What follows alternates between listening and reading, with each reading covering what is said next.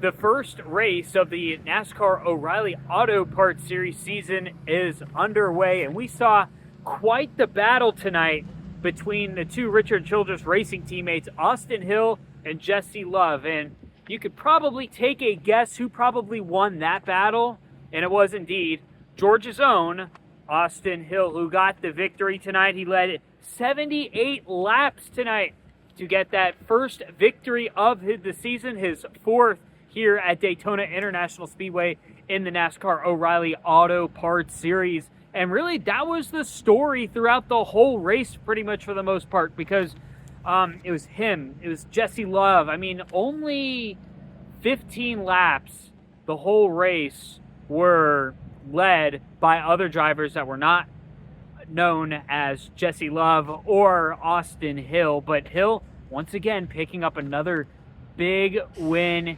here tonight. Daytona International Speedway. We got Echo Park Speedway next weekend.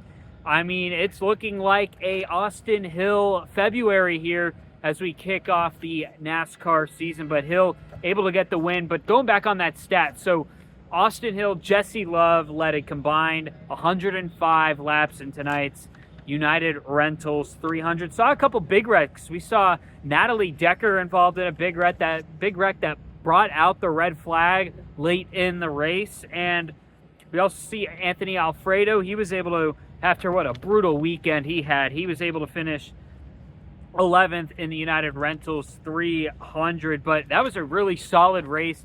You saw the Austin Hill, the Jesse Love battle, and that's really what took the cake for most of this race.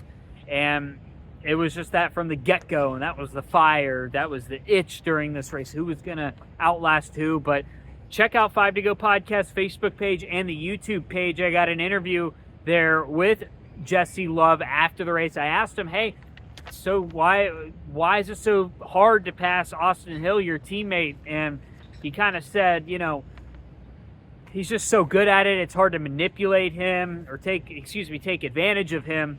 And he tries to learn from him, but he's just so darn good at these tracks, whether it's Daytona, Talladega, or even Echo Park Speedway. But speaking of Echo Park Speedway, and on the topic of Austin Hill here, Austin Hill, man, what a legacy he has at Echo Park Speedway since they reconfigured this track. Here are some stats right here.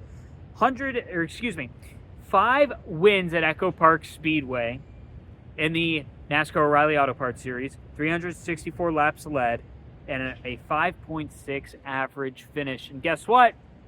We're going to Echo Park Speedway next weekend. He'll be competing in the Bennett 250, which will be at 5 p.m. CW PRN at Echo Park Speedway next Saturday. Part of a double header day with the Freight 208 Craftsman Truck Series race and the Auto Trader 400 on Sunday at Echo Park Speedway. But I'm getting way too ahead of myself because we're not even done with Daytona International Speedway weekend, because guess what?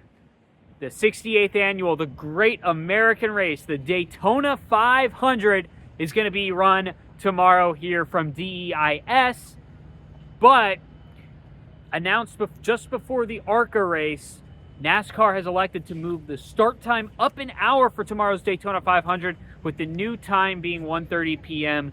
Eastern time. So everything just being moved up an hour. So make sure you're at your couch probably around 1 o'clock tomorrow to catch all the action. It'll be on Fox, stream on Fox 1, MRN, Sirius XM. We'll also have you covered right here from the track from Daytona International Speedway to bring you coverage from the 68th annual Daytona 500. I got to go back to my hotel room and go basically catch a nap because I have to come here very, very early in the morning to cover the 500 for all of y'all. So with that, I'm going to head out of here, go take a nap, and I'll see everybody in the morning.